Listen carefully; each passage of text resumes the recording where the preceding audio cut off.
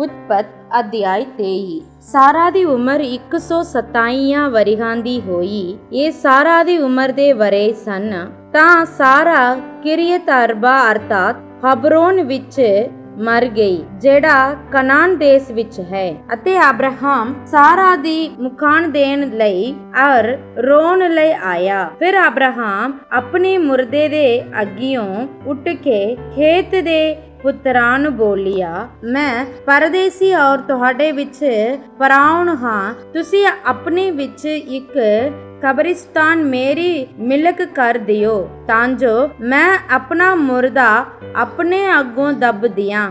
ਹੇਤ ਦੇ ਪੁੱਤਰਾਂ ਨੇ ਅਬਰਾਹਮ ਨੂੰ ਉੱਤਰ ਦਿੱਤਾ, ਪ੍ਰਭੂ ਜੀ ਸਾਡੀ ਸੁਣੋ, ਸਾਡੇ ਉੱਤੇ ਤੁਸੀਂ ਪਰਮੇਸ਼ਰ ਦੇ ਸਜਾਦੇ ਹੋ। ਆਪਣੇ ਮੁਰਦੇ ਨੂੰ ਸਾਡੀਆਂ ਖਬਰਾਂ ਵਿੱਚੋਂ ਸਭ ਤੋਂ ਚੰਗੀ ਖਬਰ ਵਿੱਚ ਦੱਬ ਦਿਓ। ਤੁਹਾਡੇ ਮੁਰਦੇ ਨੂੰ ਦੱਬਣ ਲਈ ਸਾਡੇ ਵਿੱਚੋਂ ਕੋਈ ਵੀ अपने खबर तुहातों नहीं रुकेगा। ता अब्राहम उठिया और वो उस देश दे लोकां अर्थात हेत दे पुत्तरां अगे चुकिया अते उन्हां नूं ये बोलिया कि जे तुहाडे पाउनी होवे कि मैं अपने मुर्दे नूं अपने अगों दब देवां तां मेरी गल सुनो और सोर दे पुत्तर अफरोन दे अगे मेरी सबारस करो, तां जो ओ मैनू मकफेला दी गुफा दे जेड़ी उस दी है और उस दे खेत दे बन्ने नाल है, ओ उस दा पूरा मुल तुहाडे सन्मुख ले लवे, तां जो ओ कब्रिस्तान मेरी मिलक होवे। हुण अफरोन हेत दे ਪੁੱਤਰਾਂ ਦੇ ਵਿਚਕਾਰ ਬੈਠਾ ਹੋਇਆ ਸੀ ਤਾਂ ਅਫਰੋਨ ਹਿੱਤੀ ਨੇ ਹੇਤ ਦੇ ਪੁੱਤਰਾਂ ਦੇ ਕੰਨੀ ਨਾਲੇ ਸਾਰੀਆਂ ਨਗਰ ਦੇ ਫਾਟਕਾਂ ਤੋਂ ਲੰਘਣ ਵਾਲਿਆਂ ਦੇ ਕੰਨੀ ਵੀ ਇਹ ਗੱਲ ਪਾ ਕੇ ਅਬਰਾਹਮ ਨੂੰ ਉੱਤਰ ਦਿੱਤਾ, ਨਹੀਂ ਮੇਰੇ ਪ੍ਰਭੂ ਜੀ, ਮੇਰੀ ਸੁਣੋ, ਮੈਂ ਇਹ ਖੇਤ ਤੁਹਾਨੂੰ ਦਿੰਦਾ ਹਾਂ और ये गुफा भी जेड़ी ओदे विच है, मैं अपनी कौम दे पुत्तरां दे सामने तुहानू दिंदा हां। अपने मुर्दे नू दब दियो। फिर अब्राहम उस देश दे लोकां दे सन्मुख चुकिया अते उस देश दे लोकां दे सुनदे होए अफरोन नू आखिया, जेकर तू इस विच मेरी सुनदा है तां मैं उस खेत लई चांदी दिंदा हां, वो मेरी वल्लों ले, ਤਾਂ ਜੋ ਮੈਂ ਆਪਣੇ ਮੁਰਦੇ ਨੂੰ ਉੱਥੇ ਦੱਬਾਂ। ਅਫਰੋਨ ਨੇ ਇਹ ਆਖ ਕੇ ਅਬਰਾਹਮ ਨੂੰ ਉੱਤਰ ਦਿੱਤਾ, ਪ੍ਰਭੂ ਜੀ ਮੇਰੀ ਸੁਣੋ, ਇਹ ਜ਼ਮੀਨ ਦਾ ਕੱਥਾ ਜਿਹੜਾ 400 ਚਾਂਦੀ ਦੇ ਰੁਪਏ ਦਾ ਹੈ, ਇਹ ਸਾਡੇ ਵਿੱਚ ਕੀ ਹੈ? अपने मुर्दे नू दब दियो। ता अब्राहम ने अफरोन दी सुनी और अब्राहम ने ये चांदी दा 400 रुपया जो ਵਪਾਰੀਆਂ ਵਿੱਚ ਚਲਤ ਸੀ, ਜਿਹੜਾ ਉਹਨੇ ਹਿੱਤੀਆਂ ਦੇ ਸੁਣਦੇ ਹੋਏ ਬੋਲਿਆ ਸੀ, ਅਫਰੋਨ ਲਈ ਤੋਲ ਦਿੱਤਾ। यूं ਮਕਫੇਲਾ ਵਾਲਾ ਅਫਰੋਨ ਦਾ ਖੇਤ ਜਿਹੜਾ ਮਮਰੇ ਦੇ ਸਾਹਮਣੇ ਹੈ ਅਤੇ ਖੇਤ ਦੇ ਵਿੱਚ ਜਿਹੜੀ ਗੁਫਾ ਔਰ ਸਾਰੇ ਬਿਰਛ ਜਿਹੜੇ ਖੇਤ ਵਿੱਚ ਸਨ ਅਤੇ ਉਸ ਖੇਤ ਦੇ ਬੰਨੀਆਂ ਦੇ ਉੱਤੇ ਸਨ, ਹਿੱਤੀਆਂ ਦੇ ਅਤੇ ਉਹਨਾਂ ਸਾਰਿਆਂ ਦੇ ਸਨਮੁਖ ਜਿਹੜੇ ਉਸ ਨਗਰ ਦੇ ਫਾਟਕ ਵਿੱਚੋਂ ਦੀ ਲੰਘਦੇ ਸਨ, ਅਬਰਾਹਮ ਦੀ ਮਿਲਕ ਹੋ ਗਈ। ਇਸ ਦੇ ਮਗਰੋਂ ਅਬਰਾਹਮ ਨੇ ਆਪਣੀ ਪਤਨੀ ਸਾਰਾ ਨੂੰ ਮਕਫੇਲਾ ਦੇ ਖੇਤ ਦੀ ਗੁਫਾ ਵਿੱਚ ਜਿਹੜੀ ਮਮਰੇ ਦੇ ਸਾਹਮਣੇ ਹੈ ਅਰਥਾਤ ਕਨਾਨ ਦੇਸ਼ ਦੇ ਹਬਰੋਨ ਵਿੱਚ ਦੱਬ ਦਿੱਤਾ। यूं ਉਹ ਖੇਤ ਅਤੇ ਉਹਦੇ ਵਿਚਲੀ ਗੁਫਾ ਹੇਤ ਦੇ ਪੁੱਤਰਾਂ ਤੋਂ ਕਬਰਿਸਤਾਨ ਲਈ ਅਬਰਾਹਮ ਦੀ ਮਿਲਕ ਹੋ ਗਈ। ਲੇਵੀਆਂ ਦੀ ਪੋਥੀ ਅਧਿਆਇ 17। ਇਫਰਾਈਮ ਦੇ ਪਹਾੜ ਵਿੱਚ ਮੀਕਾ ਨਾਮੇ ਇੱਕ ਮਨੁੱਖ ਸੀ ਅਤੇ ਉਹਨੇ ਆਪਣੇ ਮਾਂ ਨੂੰ ਆਖਿਆ, ਉਹ 1100 ਰੁਪਏ ਜੋ ਤੇਤੋਂ ਕੜੇ ਗਏ ਸਨ, ਜਿਨ੍ਹਾਂ ਪਿੱਛੇ ਤੂੰ ਤਿਰਕਾਰਾਂ ਦਿੱਤੀਆਂ ਅਤੇ ਮੇਰੇ ਕੰਨੀ ਵੀ ਸੁਣਾਈ ਦਿੱਤੀਆਂ, ਵੇਖ ਉਹ ਚਾਂਦੀ ਮੇਰੇ ਕੋਲ ਹੈ, ਮੈਂ ਹੀ ਲੈ ਲਈ ਸੀ। ਉਹਦੀ ਮਾਂ ਬੋਲੀ, ਹੇ ਮੇਰੇ ਪੁੱਤਰ, ਯਹੋਵਾ ਤੈਨੂੰ ਆਸੀਸ ਦੇਵੇ। ਅਤੇ ਉਹਨੇ ਉਹ 11 ਰੁਪਇਆ ਆਪਣੇ ਮਾਂ ਨੂੰ ਮੋੜ ਦਿੱਤਾ। ਤਾਂ ਉਹਦੀ ਮਾਂ ਨੇ ਆਖਿਆ, ਇਹ ਚਾਂਦੀ ਮੈਂ ਆਪਣੇ ਹੱਥੀ ਯਹੋਵਾ ਦੇ ਲਈ ਜ਼ਰੂਰ ਚੜ੍ਹਤ ਕੀਤੀ ਸੀ, ਭਾਈ ਮੈਂ ਆਪਣੇ ਪੁੱਤਰ ਨੂੰ ਦੇਵਾਂ, ਭਾਈ ਉਹ ਇੱਕ ਉਕਰੀ ਹੋਈ ਔਰ ਇੱਕ ਡਾਲਵੀ ਮੂਰਤ ਬਣਾਵੇ। ਸੋ ਹੁਣ ਮੈਂ ਤੈਨੂੰ ਮੋੜ ਦਿੰਦੀ ਹਾਂ। ਜਾ। ਉਹਨੇ ਉਹ ਰੁਪਏ ਆਪਣੀ ਮਾਂ ਨੂੰ ਮੋੜ ਦਿੱਤੇ ਤਾਂ ਉਹਦੀ ਮਾਂ ਨੇ 200 ਰੁਪਏ ਲੈ ਕੇ ਟਾਲਣ ਵਾਲੇ ਨੂੰ ਦਿੱਤਾ ਅਤੇ ਉਸ ਨੂੰ ਉਹਨਾਂ ਨਾਲ ਇੱਕ ਉਕਰੀ ਹੋਈ ਅਤੇ ਇੱਕ ਟਾਲੀ ਹੋਈ ਮੂਰਤ ਬਣਾਈ। ਸੋ ਉਹ ਮੀਕਾ ਦੇ ਕਰ ਰਹੀ ਅਤੇ ਉਸ ਮਨੁੱਖ ਮੀਕਾ ਦਾ ਇੱਕ ਟਾਕਰ ਦੁਆਰਾ ਬਣਿਆ ਅਤੇ ਉਹਨੇ ਇੱਕ ਏਫੋਦ ਅਤੇ ਤਿਰਾਫੀਮ ਨੂੰ ਬਣਾਇਆ ਅਤੇ ਆਪਣੀਆਂ ਪੁੱਤਰਾਂ ਵਿੱਚੋਂ ਇੱਕ ਨੂੰ ਤਾਪਿਆ। ਸੋ ਉਹ ਉਸ ਦੇ ਲਈ ਪੁਰੋਹਿਤ ਹੋਇਆ। ਉਸ ਵੇਲੇ ਇਸਰਾਏਲ ਵਿੱਚ ਬਾਦਸ਼ਾਹ ਕੋਈ ਨਹੀਂ ਸੀ। ਸਭੇ ਮਨੁੱਖ ਜੋ ਕੁਝ ਉਹਨਾਂ ਨੂੰ ਚੰਗਾ ਲੱਗੇ ਉਹ ਕਰਦੇ ਸਨ। ਯਹੂਦਾ ਦੇ ਟੱਬਰ ਦਾ ਬੈਤਲਹੇਮ ਯਹੂਦਾ ਵਿੱਚ ਇੱਕ ਜਵਾਨ ਲੇਵੀ ਸੀ ਜੋ ਉੱਤੇ ਆ ਵਸਿਆ ਅਤੇ ਮਨੁੱਖ ਬੈਤਲਹੇਮ ਯਹੂਦਾ ਤੋਂ ਇਸ ਲਈ ਨਿਕਲਿਆ ਸੀ, ਭਾਈ ਜਿੱਤੇ ਟਿਕਾਣਾ ਲੱਭੇ ਜਾ ਰਹੇ। ਸੋ ਉਹ ਤੁਰਦਿਆਂ ਇਫਰਾਈਮ ਦੇ ਪਹਾੜ ਮੀਕਾ ਦੇ ਘਰ ਅੱਪੜ ਪਿਆ। ਮੀਕਾ ਨੇ ਉਹਨੂੰ ਆਖਿਆ, ਤੂੰ ਕਿੱਥੋਂ ਆਇਆ ਹੈ? ਉਸਨੇ ਉਹਨੂੰ ਆਖਿਆ, ਮੈਂ ਬੈਤਲਹੇਮ ਯਹੂਦਾ ਦਾ ਲੇਵੀ ਹਾਂ ਅਤੇ ਇਸ ਲਈ ਤੁਰਿਆ ਹਾਂ ਕਿ ਜਿੱਤੇ ਕਿਤੇ ਟਿਕਾਣਾ ਲੱਭੇ ਉੱਤੇ ਜਾ ਰਹਾ। ਮੀਕਾ ਨੇ ਉਸ ਨੂੰ ਆਖਿਆ, ਮੇਰੇ ਕੋਲ ਰਹੋ ਅਤੇ ਮੇਰਾ ਪਿਓ ਅਤੇ ਪੁਰੋਹਿਤ ਬਣ ਅਤੇ ਮੈਂ ਤੈਨੂੰ 10 ਰੁਪਏ ਵਰਹਾ ਅਤੇ ਇੱਕ ਜੋੜਾ ਲੀੜਿਆਂ ਦਾ ਅਤੇ ਰੋਟੀ ਵੀ ਦਿਆਂਗਾ। ਸੋ ਉਹ ਲੇਵੀ ਅੰਦਰ ਗਿਆ। ਇਹ ਲੇਵੀ ਉਸ ਮਨੁੱਖ ਦੇ ਕੋਲ ਰਹਿਣ ਵਿੱਚ ਰਾਜੀ ਹੋਇਆ ਅਤੇ ਉਹ ਜਵਾਨ ਇੱਕ ਉਹਦੇ ਪੁੱਤਰਾਂ ਵਰਗਾ ਹੋਇਆ। ਤਾਂ ਮੀਕਾ ਨੇ ਉਸ ਲੇਵੀ ਨੂੰ ਤਾਪਿਆ। ਸੋ ਉਹ ਜਵਾਨ ਉਹਦਾ ਪੁਰੋਹਿਤ ਬਣਿਆ ਅਤੇ ਮੀਕਾ ਦੇ ਘਰ ਵਿੱਚ ਰਿਹਾ। ਤਦ ਮੀਕਾ ਨੇ ਆਖਿਆ, ਹੁਣ ਮੈਂ ਜਾਣਦਾ ਹਾਂ ਜੋ ਯਹੋਵਾ ਮੇਰਾ ਭਲਾ ਕਰੇਗਾ, ਇਸ ਲਈ ਜੋ ਇੱਕ ਲੇਵੀ ਮੇਰਾ ਪੁਰੋਹਿਤ ਹੈ। ਨਿਆਂਇਆਂ ਦੀ ਪੋਥੀ ਅਧਿਆਇ 18। 19 ਦਿਨੀ ਇਸਰਾਏਲ ਦਾ ਬਾਦਸ਼ਾਹ ਕੋਈ ਨਹੀਂ ਸੀ ਅਤੇ 19 ਦਿਨੀ ਦਾਨ ਦਾ ਗੋਤ ਆਪਣੇ ਵਸਣ ਨੂੰ ਕੋਈ ਪਤੀ ਢੂੰਡਦਾ ਸੀ। ਇਸ ਲਈ ਜੋ ਉਹਨਾਂ ਨੂੰ ਉਸ ਦਿਨ ਤੋੜੀ ਇਸਰਾਏਲ ਦੀਆਂ ਗੋਤਾਂ ਵਿੱਚ ਪੂਰੀ ਪਤੀ ਨਹੀਂ ਮਿਲੀ ਸੀ। ਸੋ ਦਾਨੀਆਂ ਨੇ ਆਪਣੇ ਟੱਬਰ ਦੇ 5 ਸੂਰਮੇ ਆਪਣੇ ਬੰਨਿਓ ਸਾਰਾ ਅਤੇ ਅਸਤਾਉਲ ਕੱਲੇ ਤਾਂ ਜੋ ਉਹ ਉਸ ਦੇਸ਼ ਦਾ ਖੋਜ ਕੱਢਣ ਅਤੇ ਉਸ ਦੀ ਸੂਹ ਲੈਣ। ਉਹਨਾਂ ਨੂੰ ਆਖਿਆ, ਪਏ ਜਾਓ ਅਤੇ ਦੇਸ਼ ਦੀ ਸੂਹ ਲਾਓ। ਜਦ ਉਹ ਇਫਰਾਈਮ ਦੇ ਪਹਾੜ ਮੀਕਾ ਦੇ ਘਰ ਆਏ ਤਾਂ ਉੱਤੇ ਉਤਰ ਪਏ। ਜਦ ਮੀਕਾ ਦੇ ਘਰ ਕੋਲ ਅੱਪੜੇ ਤਾਂ ਉਹਨਾਂ ਨੇ ਉਸ ਲੇਵੀ ਜਵਾਨ ਦੀ ਆਵਾਜ਼ ਪਛਾਣੀ ਅਤੇ ਉਧਰ ਮੁੜ ਕੇ ਉਸ ਨੂੰ ਆਖਿਆ, ਇੱਥੇ ਤੈਨੂੰ ਕੌਣ ਲਿਆਇਆ ਅਤੇ ਤੂੰ ਇੱਥੇ ਕੀ ਕਰਦਾ ਹੈ ਅਤੇ ਇੱਥੇ ਤੇਰਾ ਕੀ ਵਿਵਹਾਰ ਹੈ? ਉਸਨੇ ਉਹਨਾਂ ਨੂੰ ਆਖਿਆ, ਮੀਕਾ ਨੇ ਮੇਰੇ ਨਾਲ ਇਸ ਤਰ੍ਹਾਂ ਦਾ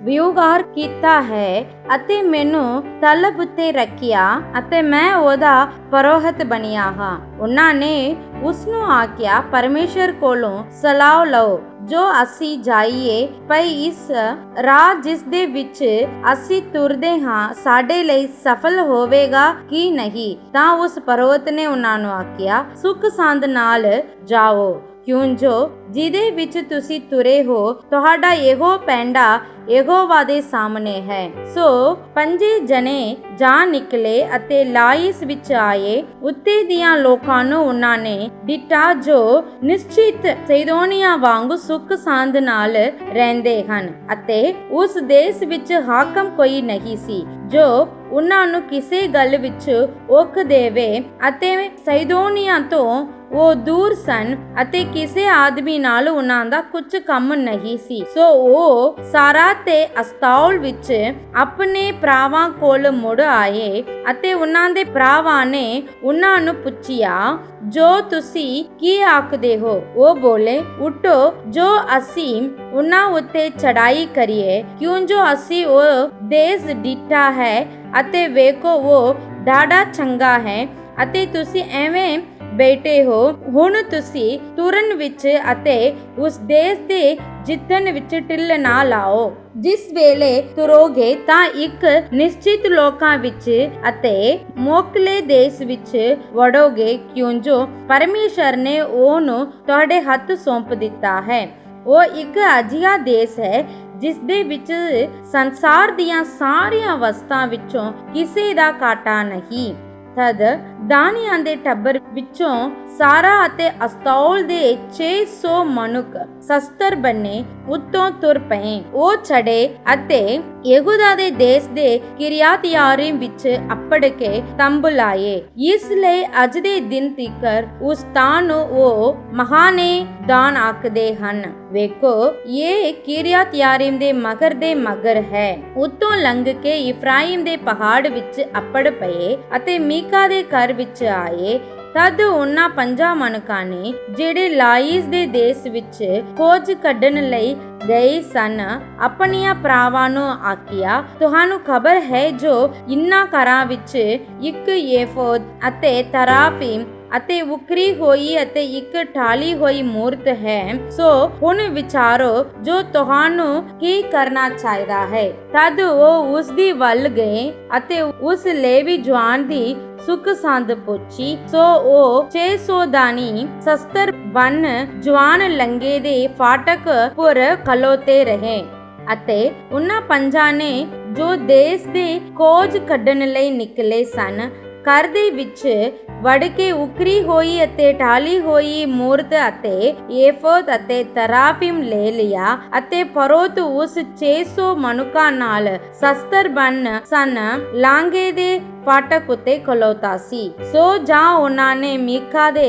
ਘਰ ਵਿੱਚ ਵੜ ਕੇ ਉਕਰੀ ਹੋਈ ਮੂਰਤ ਏਫੋਦ ਤਰਾਫੀਮ ਅਤੇ ਢਾਲੀ ਹੋਈ ਮੂਰਤ ਚੁੱਕ ਲਈ ਤਾਂ ਫਰੋਤ ਨੇ ਉਹਨਾਂ ਨੂੰ ਆਖਿਆ, ਤੁਸੀਂ ਕੀ ਕਰਦੇ ਹੋ? ਤਦ ਉਹਨਾਂ ਨੇ ਉਸ ਨੂੰ ਆਖਿਆ, ਚੁੱਪ ਕਰ, ਆਪਣੇ ਮੂੰਹ ਅੱਗੇ ਹੱਥ ਦੇ ਅਤੇ ਸਾਡੇ ਨਾਲ ਤੁਰ ਕੇ ਸਾਡਾ ਪਿਓ ਅਤੇ ਪਰੋਹਤ ਬਣ। ਭਲਾ ਤੈਨੂੰ ਇੱਕ ਮਨੁੱਖ ਦੇ ਘਰ ਪਰੋਹਤ ਹੋਣਾ ਚੰਗਾ ਹੈ ਜਾਂ ਇੱਕ ਗੋਤ ਇਸਰਾਏਲੀਆਂ ਦੇ ਇੱਕ ਟੱਬਰ ਦਾ ਪਰੋਹਤ ਹੋਣਾ? ਤਾਂ ਫਰੋਤ ਦਾ ਮਨ ਆਨੰਦ ਹੋ ਗਿਆ ਅਤੇ ਉਹ ਏਫੋਦ ਤਰਾਫੀਮ ਅਤੇ ਉਕਰੀ ਹੋਈ ਮੂਰਤ ਨੂੰ ਲੈ ਕੇ ਲੋਕਾਂ ਦੇ ਵਿਚਕਾਰ ਆਇਆ। ਉਪਰੰਤ ਉਹ ਮੁੜੇ ਅਤੇ ਤੁਰ ਪਏ ਅਤੇ ਬਾਲਕਾਂ, ਡੰਗਰਾਂ ਅਤੇ ਸਾਰੇ ਨਿੱਕ ਸੁੱਕ ਨੂੰ ਅੱਗੇ ਕਰਕੇ ਲੰਘ ਨਿਕਲੇ।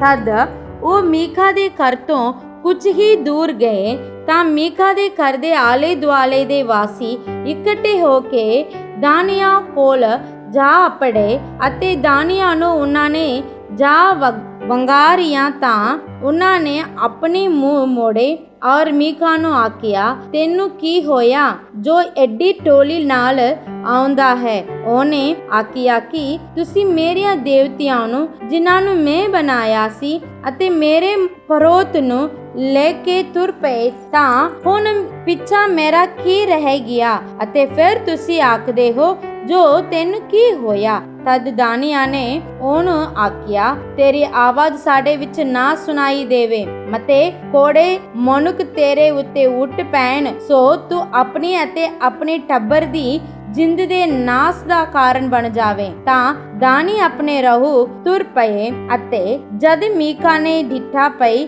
ਉਹ ਮੇਰੇ ਨਾਲੋਂ ਤਕੜੇ ਹਨ, ਤਾਂ ਮੂੰਹ ਪੁਆ ਕੇ ਘਰ ਨੂੰ ਮੁੜ ਆਇਆ ਅਤੇ ਉਹਨਾਂ ਨੇ ਮੀਕਾ ਦੀਆਂ ਬਣਾਈਆਂ ਹੋਈਆਂ ਵਸਤਾਂ ਫਰੋਤ ਸਣੇ ਲੈ ਲਈਆਂ ਅਤੇ ਲਾਈਸ ਵਿੱਚ ਉਹਨਾਂ ਲੋਕਾਂ ਕੋਲ ਅੱਪੜ ਪਏ ਜੋ ਸੁੱਕੀ ਅਤੇ ਨਿਸ਼ਚਿਤ ਸਨ ਅਤੇ ਉਹਨਾਂ ਨੂੰ ਤਲਵਾਰ ਦੀ ਧਾਰ ਨਾਲ ਵੱਢਿਆ ਅਤੇ ਸ਼ਹਿਰ ਨੂੰ ਸਾੜ ਸੁੱਟਿਆ ਅਤੇ ਉਹਨਾਂ ਦਾ ਸਹਾਇਕ ਕੋਈ ਨਹੀਂ ਸੀ, ਕਿਉਂ ਜੋ ਉਹ ਸੈਦੋਨ ਤੋਂ ਦੂਰ ਸੀ ਅਤੇ ਕਿਸੇ ਨਾਲ ਵਿਵਹਾਰ ਨਹੀਂ ਕਰਦੇ ਸਨ ਅਤੇ ਉਹ ਬਤਰਹੋਬ ਦੀ ਦੂਨ ਵਿੱਚ ਸੀ ਅਤੇ ਉਹਨਾਂ ਨੇ ਉਹ ਸ਼ਹਿਰ ਫਿਰ ਬਣਾਇਆ ਅਤੇ ਉਸ ਵਿੱਚ ਵਸੇ ਅਤੇ ਉਸ ਸ਼ਹਿਰ ਦਾ ਨਾਮ ਦਾਨ ਰੱਖਿਆ, ਆਪਣੇ ਪਿਓ ਦਾਨ ਦੇ ਨਾਮ ਉੱਤੇ ਜੋ ਇਸਰਾਏਲ ਲਈ ਜੰਮਿਆ ਸੀ, ਪਰ ਪਹਿਲਾਂ ਉਸ ਸ਼ਹਿਰ ਦਾ ਨਾਮ ਲਾਈਸ ਸੀ।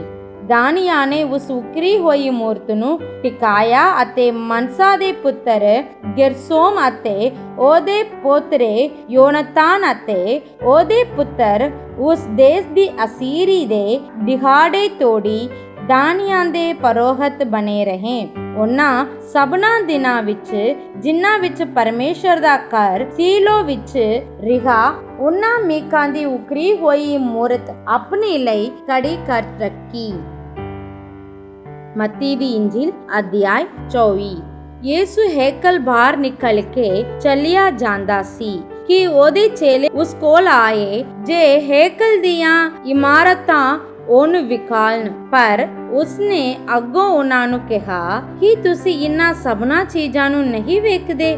ਮੈਂ ਤੁਹਾਨੂੰ ਸੱਚ ਆਖਦਾ ਹਾਂ, ਜੋ ਇੱਥੇ ਪੱਥਰ ਉੱਤੇ ਪੱਥਰ ਛੱਡਿਆ ਨਾ ਜਾਏਗਾ, ਜੋ ਡਿੱਗਿਆ ਨਾ ਜਾਵੇ।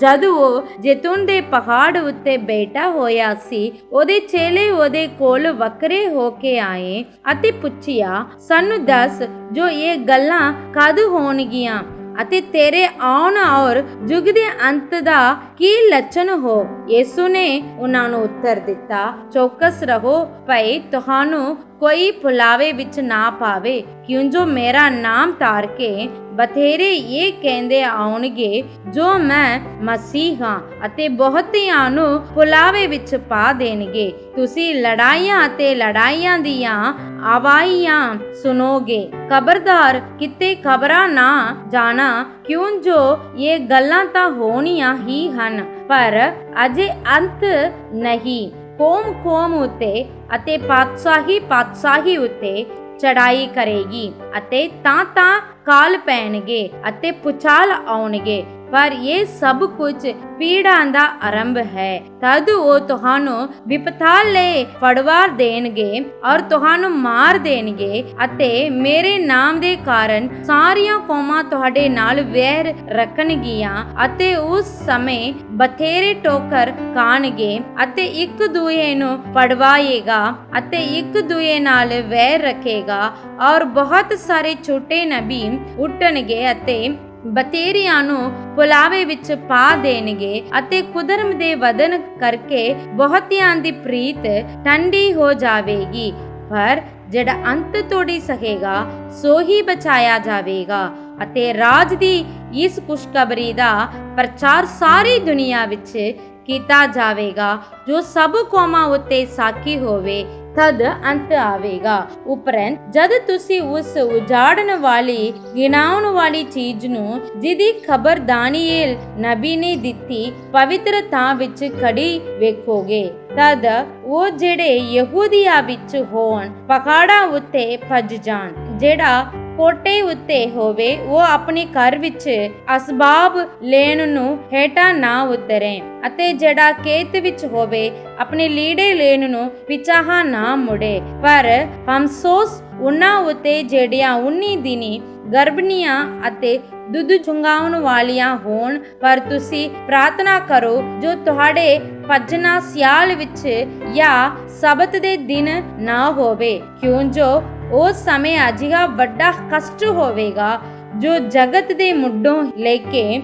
ਨਾ ਹੁਣ ਤੋੜੀ ਹੋਇਆ ਅਤੇ ਨਾ ਕਦੇ ਹੋਵੇਗਾ। ਔਰ ਜੇ ਉਹ ਦਿਨ ਘਟਾਇਆ ਨਾ ਜਾਂਦੇ ਤਾਂ ਕੋਈ ਸਰੀਰ ਨਾ ਬਚਦਾ, ਪਰ ਉਹ ਦਿਨ ਚੁਣਿਆ ਹੋਇਆਂ ਦੀ ਖਾਤਰ ਕਟਾਏ ਜਾਣਗੇ। ਤਦ ਜੇ ਕੋਈ ਤੁਹਾਨੂੰ ਆਖੇ ਵੇਖੋ ਮਸੀਹ ਇੱਥੇ ਜਾਂ ਉੱਤੇ ਹੈ, ਤਾਂ ਸੱਚ ਨਾ ਮੰਨਣਾ, ਕਿਉਂਕਿ ਝੂਠੇ ਮਸੀਹ ਅਤੇ ਝੂਠੇ ਨਬੀ ਉੱਠਣਗੇ ਔਰ ਅਜਿਹੇ ਵੱਡੇ ਨਿਸ਼ਾਨ ਅਤੇ ਅਚਰਜ ਕੰਮ ਵਿਖਾਉਣਗੇ ਕਿ ਜੇ ਹੋ ਸਕਦਾ ਹੈ ਤਾਂ ਉਹ ਚੁਣਿਆ ਹੋਇਆਂ ਨੂੰ ਵੀ ਭੁਲਾਵੇ ਵਿੱਚ ਪਾ ਦਿੰਦੇ। ਵੇਖੋ ਮੈਂ ਤੁਹਾਨੂੰ ਅੱਗੋਂ ਹੀ ਦੱਸ ਦਿੱਤਾ, ਇਸ ਲਈ ਜੇ ਉਹ ਤੁਹਾਨੂੰ ਆਖਣ ਵੇਖੋ ਉਹ ਉਜਾੜ ਵਿੱਚ ਹੈ ਤਾਂ ਬਾਹਰ ਨਾ ਜਾਣਾ, ਵੇਖੋ ਉਹ ਅੰਦਰਲੀਆਂ ਕੋਠੜੀਆਂ ਵਿੱਚ ਹੈ ਤਾਂ ਸੱਤ ਨਾ ਮੰਨਣਾ, ਕਿਉਂਕਿ ਜਿਸ ਤਰ੍ਹਾਂ ਬਿਜਲੀ ਚੜ੍ਹਦੀਓਂ ਚਮਕਾਰਾ ਮਾਰ ਕੇ ਲਹਿੰਦੇ ਤੀਕਰ ਦਿਸਦੀ ਹੈ, ਉਸੇ ਤਰ੍ਹਾਂ ਮਨੁੱਖ ਦਾ ਪੁੱਤਰ ਦਾ ਆਉਣਾ ਹੋਵੇਗਾ। ਜਿੱਤੇ ਮੁਰਦਾਰ ਹੈ ਉੱਤੇ ਗਿਲਚਾਂ ਇਕੱਠੀਆਂ ਹੋਣਗੀਆਂ। ਉਹਨਾਂ ਦਿਨਾਂ ਦੇ ਕਸ਼ਟ ਦੇ ਪਿੱਛੋਂ ਝੱਟ ਸੂਰਜ ਹਨੇਰਾ ਹੋ ਜਾਵੇਗਾ ਅਤੇ ਚੰਦ ਆਪਣੀ ਚਾਨਣੀ ਨਾ ਦੇਵੇਗਾ, ਔਰ ਤਾਰੇ ਆਕਾਸ਼ ਤੋਂ ਡਿੱਗ ਪੈਣਗੇ ਅਤੇ ਆਕਾਸ਼ ਦੀਆਂ ਸ਼ਕਤੀਆਂ ਹਿਲਾਈਆਂ ਜਾਣਗੀਆਂ। ਤਦ ਮਨੁੱਖ ਦੇ ਪੁੱਤਰ ਦਾ ਨਿਸ਼ਾਨ ਆਕਾਸ਼ ਵਿੱਚ ਪ੍ਰਗਟ ਹੋਵੇਗਾ, ਔਰ ਤਦੋਂ ਧਰਤੀ ਦੀਆਂ ਸਾਰੀਆਂ ਕੌਮਾਂ ਪਿਟਣਗੀਆਂ ਅਤੇ ਮਨੁੱਖ ਦੇ ਪੁੱਤਰ ਨੂੰ ਸਮਰੱਥਾ ਵਿੱਚ ਆਉਂਦਿਆਂ ਵੇਖਣਗੀਆਂ। ਅਤੇ ਉਹ ਤੂਰੀ ਦੀ ਵੱਡੀ ਆਵਾਜ਼ ਨਾਲ ਆਪਣੇ ਦੂਤਾਂ ਨੂੰ ਭੇਜੇਗਾ, ਔਰ ਉਹ ਚੌਹਾਂ ਕੂਟਾਂ ਤੋਂ ਆਕਾਸ਼ ਦੇ ਉਸ ਸਿਰੇ ਤੋਂ ਲੈ ਕੇ ਇਸ ਸਿਰੇ ਤੀਕਰ ਉਸ ਦੀ ਚੁਣੀਆਂ ਹੋਈਆਂ ਨੂੰ ਇਕੱਠੀਆਂ ਕਰਨਗੇ। ਫਿਰ ਹੰਜੀਰ ਦੇ ਵਿਰਚ ਤੋਂ ਇੱਕ ਦ੍ਰਿਸ਼ਟਾਂਤ ਸਿੱਖੋ। ਜਦ ਉਹਦੀ ਟਹਿਣੀ ਨਰਮ ਹੁੰਦੀ ਅਤੇ ਪੱਤੇ ਫੁੱਟਦੇ ਹਨ, ਤਦ ਜਾਣ ਲੈਂਦੇ ਪਈ ਗਰਮੀ ਦੀ ਰੁੱਤ ਨੇੜੇ ਹੈ। ਇਸੇ ਤਰ੍ਹਾਂ ਤੁਸੀਂ ਵੀ ਇਹ ਸਭ ਕੁਝ ਵੇਖੋ ਤਾਂ ਜਾਣ ਲਵੋ ਜੋ ਉਹ ਨੇੜੇ ਸਗੋਂ ਬੂਹੇ ਉੱਤੇ ਹੈ। ਮੈਂ ਤੁਹਾਨੂੰ ਸੱਚ ਆਖਦਾ ਹਾਂ ਕਿ ਜਦ ਤੀਕਰ ਇਹ ਸਭ ਗੱਲਾਂ ਨਾ ਹੋ ਲੈਣ, ਇਹ ਪੀੜ੍ਹੀ ਬੀਤ ਨਾ ਜਾਵੇਗੀ। ਆਕਾਸ਼ ਅਤੇ ਧਰਤੀ ਟਲ ਜਾਣਗੇ, ਪਰ ਮੇਰੇ ਵਚਨ ਕਦੇ ਨਾ ਟਲਣਗੇ। ਪਰ ਉਸ ਦਿਨ ਅਤੇ ਘੜੀ ਨੂੰ ਕੋਈ ਨਹੀਂ ਜਾਣਦਾ, ਨਾ ਸਵਰਗ ਦੇ ਦੂਤ, ਨਾ ਪੁੱਤਰ, ਪਰ ਕੇਵਲ ਪਿਤਾ। ਪਰ ਜਿਸ ਤਰ੍ਹਾਂ ਨੂਹ ਦੇ ਦਿਨ ਸਨ, ਮਨੁੱਖ ਦੇ ਪੁੱਤਰ ਦਾ ਆਉਣ ਉਸੇ ਤਰ੍ਹਾਂ ਹੋਵੇਗਾ। ਕਿਉਂਕਿ ਜਿਸ ਤਰ੍ਹਾਂ ਪਰਲੋਕ ਤੋਂ ਅੱਗੇ ਦੇ ਦਿਨਾਂ ਵਿੱਚ ਲੋਕ ਖਾਂਦੇ ਪੀਂਦੇ ਵਿਆਹ ਕਰਦੇ ਅਤੇ ਕਰਾਉਂਦੇ ਸਨ, ਉਸ ਦਿਨ ਤੀਕਰ ਕਿ ਨੂਹ ਕਿਸ਼ਤੀ ਉੱਤੇ ਚੜ੍ਹਿਆ ਅਤੇ ਉਹ ਨਹੀਂ ਜਾਣਦੇ ਸਨ ਜਦ ਤਾਈਂ ਪਰਲੋਕ ਨਾ ਆਈ ਅਤੇ ਸਭਨਾਂ ਨੂੰ ਰੁੜਾ ਕੇ ਲੈ ਨਾ ਗਈ। ਇਸੇ ਤਰ੍ਹਾਂ ਮਨੁੱਖ ਦੀ ਪੁੱਤਰ ਦਾ ਆਉਣਾ ਹੋਵੇਗਾ। ਤਦ 2 ਜਣੇ ਖੇਤ ਵਿੱਚ ਹੋਣਗੇ, ਇੱਕ ਲੈ ਲਿਆ ਜਾਵੇਗਾ ਅਤੇ ਇੱਕ ਛੱਡਿਆ ਜਾਵੇਗਾ। 2 ਤੀਵੀਆਂ ਚੱਕੀ ਪੀਉਂਦੀਆਂ ਹੋਣਗੀਆਂ, ਇੱਕ ਲੈ ਲਈ ਜਾਵੇਗੀ ਅਤੇ ਇੱਕ ਛੱਡੀ ਜਾਵੇਗੀ। ਸੋ ਜਾਗਦੇ ਰਹੋ, ਕਿਉਂਕਿ ਤੁਸੀਂ ਨਹੀਂ ਜਾਣਦੇ ਜੋ ਤੁਹਾਡਾ ਪ੍ਰਭੂ ਕਿਹੜੇ ਦਿਨ ਆਉਂਦਾ ਹੈ। ਪਰ ਇਹ ਜਾਣੋ ਕਿ ਜੇ ਘਰ ਦੇ ਮਾਲਕ ਨੂੰ ਖਬਰ ਹੁੰਦੀ ਪਈ ਚੋਰ ਕਿਸ ਪੈਰ ਆਵੇਗਾ, ਤਾਂ ਜਾਗਦਾ ਰਹਿੰਦਾ ਅਤੇ ਆਪਣੇ ਘਰ ਸਨ ਲੱਗਣ ਨਾ ਦਿੰਦਾ। ਇਸ ਲਈ ਤੁਸੀਂ ਵੀ ਤਿਆਰ ਰਹੋ, ਕਿਉਂਕਿ ਇਸ ਘੜੀ ਤੁਹਾਨੂੰ ਚਿੱਤ ਚੇਤਾ ਨਾ ਹੋਵੇ, ਉਸ ਘੜੀ ਮਨੁੱਖ ਦਾ ਪੁੱਤਰ ਆ ਜਾਵੇਗਾ। ਉਪਰੰਤ ਉਹ ਮਾਤਬਰ ਅਤੇ ਬੁੱਧਵਾਨ ਨੌਕਰ ਕੌਣ ਹੈ, ਜਿਹਨੂੰ ਮਾਲਕ ਨੇ ਆਪਣੇ ਨੌਕਰ ਚਾਕਰਾਂ ਅਤੇ ਮੁਖਤਿਆਰ ਕੀਤਾ, ਭਈ ਵੇਲੇ ਸਿਰ ਉਹਨਾਂ ਨੂੰ ਰਸਤ ਦੇਵੇ। ਤਨ ਉਹ ਨੌਕਰ ਜਿਹਨੂੰ ਉਸ ਦਾ ਮਾਲਕ ਜਦ ਆਵੇ ਅਜਿਹਾ ਹੀ ਕਰਦਿਆਂ ਵੇਖੇ। ਮੈਂ ਤੁਹਾਨੂੰ ਸੱਚ ਆਖਦਾ ਹਾਂ, ਜੋ ਉਹ ਉਸ ਨੂੰ ਆਪਣੇ ਸਾਰੇ ਮਾਲ ਮਤਾ ਉੱਤੇ ਮੁਖਤਿਆਰ ਕਰ ਦੇਵੇਗਾ। ਪਰ ਜੇ ਉਹ ਦੁਸ਼ਟ ਨੌਕਰ ਆਪਣੇ ਮਨ ਵਿੱਚ ਆਕੇ ਜੋ ਮੇਰਾ ਮਾਲਕ ਚਿਰ ਲਾਉਂਦਾ ਹੈ ਅਤੇ ਆਪਣੇ ਨਾਲ 2 ਨੌਕਰਾਂ ਨੂੰ ਮਾਰਨ ਲੱਗੇ ਅਤੇ ਸ਼ਰਾਬੀਆਂ ਨਾਲ ਖਾਏ ਪੀਏ, ਤਾਂ ਜਿਸ ਦਿਨ ਉਹ ਉਡੀਕ ਨਹੀਂ ਕਰਦਾ ਅਤੇ ਜਿਸ ਘੜੀ ਉਹ ਨਹੀਂ ਜਾਣਦਾ, ਉਸ ਨੌਕਰ ਦਾ ਮਾਲਕ ਆਵੇਗਾ ਅਤੇ ਉਹਨੂੰ 2 ਟੋਟੇ ਕਰ ਦੇਵੇਗਾ ਔਰ ਕਪਟੀਆਂ ਨਾਲ ਉਹਦਾ ਹਿੱਸਾ ਠਹਿਰਾਵੇਗਾ। ਉਤੇ ਹੋਣਾ ਅਤੇ ਕਚੀਜੀਆਂ ਵਟਣਾ ਹੋਵੇਗਾ। ਆਮੀਨ ਆਮੀਨ। ਸਭਨਾਂ ਨੂੰ ਪਿਆਰ ਭਰੀ ਜੈ ਮਸੀਹ ਦੀ। ਅੱਜ ਜੋ ਆਪਾਂ ਵਚਨ ਪੜ੍ਹਿਆ ਸੀ, ਉਸ ਵਿੱਚੋਂ ਕੁਝ ਗੱਲਾਂ ਨੂੰ ਧਿਆਨ ਕਰਾਂਗੇ। ਉਤਪਤੀ ਦੀ ਕਿਤਾਬ ਅਧਿਆਇ 23। ਪੂਰੇ ਅਬਰਾਹਮ ਦੀ ਪਤਨੀ ਸਾਰਾਈ ਜੋ ਆਪਣੀ 127ਵੇਂ ਵਰਿਆਂ ਦੇ ਵਿੱਚ ਹਬਰੋਨ ਵਿੱਚ ਮਰਦੀ ਹੈ, ਉੱਤੇ ਉਸ ਨੂੰ ਦਬਾਉਣ ਲਈ ਅਬਰਾਹਮ ਅਫਰੋਨ ਦੀ ਖੇਤ ਨੂੰ ਗੁਫਾ ਨੂੰ ਮੁੱਲ ਲੈਂਦਾ ਹੈ। ਉਰੇ ਆਪਾਂ ਵੇਖਦੇ ਹਾਂ, ਹਬਰੋਨ ਦੇ ਵਾਸੀਆਂ ਅਬਰਾਹਮ ਨੂੰ ਆਖਦੇ ਕਿ ਤੂੰ ਸਾਡੇ ਲਈ ਪਰਮੇਸ਼ਰ ਵਰਗਾ ਹੈ, ਜਿਹੜਾ ਤਾਂ ਤੁਹਾਨੂੰ ਚੰਗਾ ਲੱਗਦਾ ਹੈ ਉੱਥੇ ਤੂੰ ਆਪਣੀ ਪਤਨੀ ਨੂੰ ਦਬਾਓ ਅਤੇ ਤੂੰ ਆਪਣੇ ਲਈ ਉਸ ਥਾਂ ਨੂੰ ਕਬਰਿਸਤਾਨ ਬਣਾਓ। ਪਰ ਅਬਰਾਹਮ ਆਪਣੀ ਸੱਚਾਈ ਨਾਲ ਆਖਦਾ ਹੈ ਕਿ ਮੈਂ ਹਫਰੋਨ ਦੀ ਖੇਤ ਨੂੰ ਮੁੱਲ ਲਵਾਂਗਾ। तो जिस प्रकार वो आखदा वो उसे प्रकार 400 रुपये चांदी देके उस खेत नु गुफा नु मुल लेके उत्ते सारा इनु दबाउंदा। इसे प्रकार ਆਪਾਂ ਵੇਖਦੇ ਹਾਂ ਨਿਆਂਆਂ ਦੀ ਪੋਥੀ ਅਧਿਆਇ 17 ਦੇ ਵਿੱਚ ਮੀਖਾ ਨਾਮ ਦਾ ਇੱਕ ਮਨੁੱਖ ਜਿਹੜਾ ਇਫਰਾਇਮ ਪਹਾੜ ਉੱਤੇ ਵਸਦਾ ਸੀ, ਉਹ ਆਪਣੀ ਮਾਂ ਦੀ ਚਾਂਦੀ ਤੋਂ ਇੱਕ ਏਫੋਦ ਅਤੇ ਤਿਰਾਫਿਮ ਬਣਾਉਂਦਾ ਅਤੇ ਉਸ ਉੱਤੇ ਆਪਣੇ ਪੁੱਤਰ ਦੇ ਵਿੱਚ ਇੱਕ ਨੂੰ ਫਰੋਹਤ ਬਣਾਉਂਦਾ। ਅਤੇ ਇੱਕ ਦਿਨ ਉਸ ਕੋਲ ਬੈਤਲਹੇਮੀ ਇੱਕ ਲੇਵੀ ਮਨੁੱਖ ਆਉਂਦਾ ਅਤੇ ਉਹ ਉਸ ਨੂੰ ਉਸ ਏਫੋਦ ਲਈ ਤਿਰਾਫਿਮ ਲਈ ਉਹ ਆਪਣੇ ਲਈ ਉਸ ਨੂੰ ਫਰੋਹਤ ਬਣਾਉਂਦਾ। ਇਸੇ ਪ੍ਰਕਾਰ ਨਿਆਂਆਂ ਦੀ ਪੋਥੀ ਅਧਿਆਇ 18 ਦੇ ਵਿੱਚ 19 ਦਿਨਾਂ ਤੱਕ ਦਾਣ ਦੇ ਗੋਤ ਨੂੰ ਆਪਣੀ ਪਤੀ ਨਹੀਂ ਮਿਲਦੀ ਏ, ਸੋ ਉਹ ਆਪਣੇ ਵਸਨੀਕ ਬਣਾਉਣ ਲਈ ਪਤੀ ਢੂੰਡਦੇ ਫਿਰਦੇ ਸੀ। ਸੋ ਉਹ ਲਾਇਸ ਨੂੰ ਜਾਂਦੇ ਜਾਂਦੇ ਇਸ ਇਫਰਾਇਮ ਪਹਾੜ ਉੱਤੇ ਆਉਂਦੇ ਅਤੇ ਉਹ ਉਰੇ ਮੀਕਾ ਦੇ ਘਰ ਵਿੱਚ ਆ ਪੜਦੇ। ਉੱਤੇ ਉਹ ਏਫੋਦ ਤਿਰਾਫਿਮ ਅਤੇ ਉਸ ਲੇਵੀ ਮਨੁੱਖ ਨੂੰ ਵੇਖਦੇ ਅਤੇ ਉਸ ਨੂੰ ਵੀ ਆਪਣੇ ਨਾਲ ਲੈ ਕੇ ਜਾਂਦੇ ਤੇ ਉਸ ਲੇਵੀ ਮਨੁੱਖ ਨੂੰ ਉਹ ਆਖਦੇ, ਤੂੰ ਕੀ ਯਕੀ परिवार दे ले फरोहत बनना या एक गोत ले फरोहत बनना।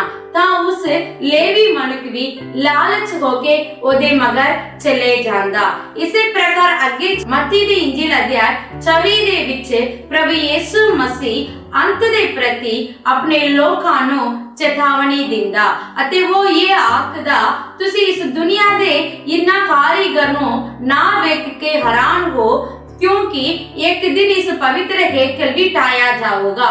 वो पूछते कदों होवेगा?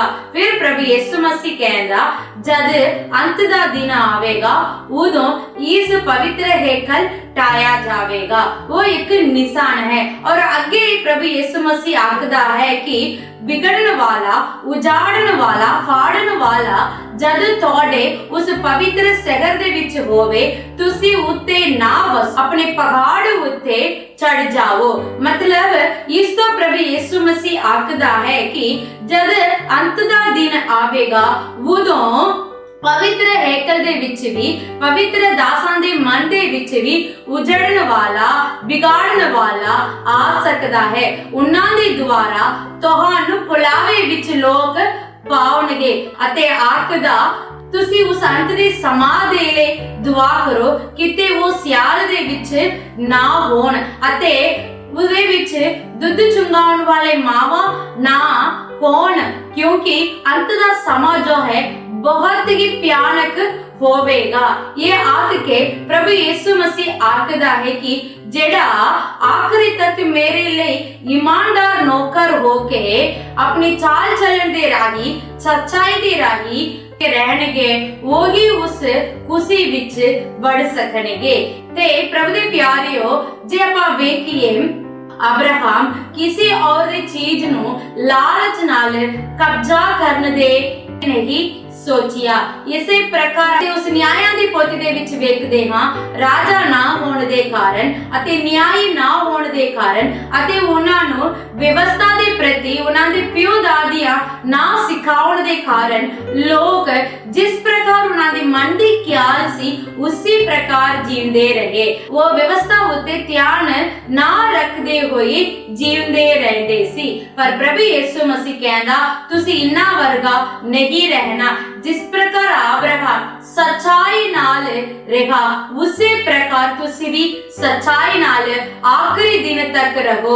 किते तुसी प्रभु आउण दे विच देरी होगा सोच के तुसी अपने चाल चलन नो अपने मन दी ख्याला अनुसार ही ना वरतो, क्योंकि तोड़ा चाल चलन नो वेख के प्रभु तुहानू अंत दे दिन विच उस खुशी दे बढ़न लायक बनावेगा। एक इन्ना सारिया अध्याय के द्वारा ਆਪਾਂ ਸਿੱਖਦੇ ਹਾਂ। ਪ੍ਰਭੂ ਤੁਹਾਨੂੰ ਇਹਨਾਂ ਸਾਰੀਆਂ ਵਚਨਾਂ ਦੇ ਅਨੁਸਾਰ ਆਸੀਸ ਦੇਵੇ। ਜੈ ਮਸੀਹ ਦੀ। God bless you.